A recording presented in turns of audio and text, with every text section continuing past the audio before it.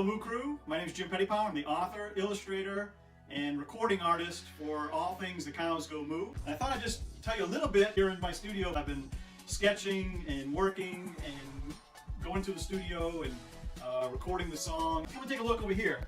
The whole Cows Go Moo started, I'm going to show you the process of one page. There was a few more sketches that would go on before we got to this point, but here's kind of some concept ideas and sketches on some things. I redraw it on a bigger format. This is the format that it's going to be for the book, and then after I do this, I ink it and then I color it with a type of pen called a Copic marker, and these are the Copic markers right over here.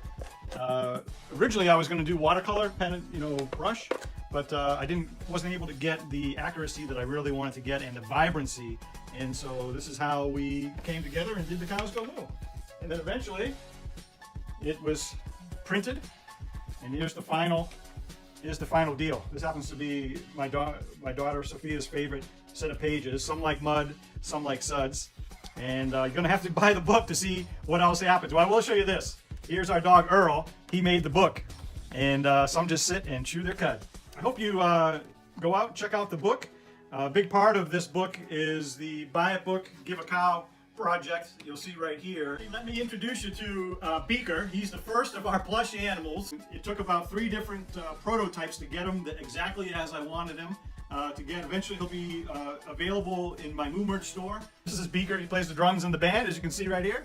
And hopefully many kids will enjoy not only the book and some of the Moo merch, but free song download at thecowsgomoo.com. Thanks for visiting the Cows Go Moo, and we'll see you later.